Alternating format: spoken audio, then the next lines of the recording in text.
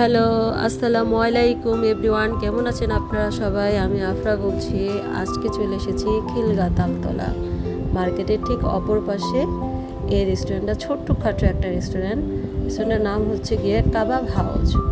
এখানে আপনার মূলত সব ঝাল ফ্রাইগুলো পাওয়া যায়। এই তো হচ্ছে গিয়ে কাবাব কাবাব হচ্ছে এই যে দেখাচ্ছি, এই যে কাবাব, মুরগি চিকেন ফ্রাই। এই তো আমি অর্ডার দিয়ে আসছিলাম, এই তো এখন চলে আসছে।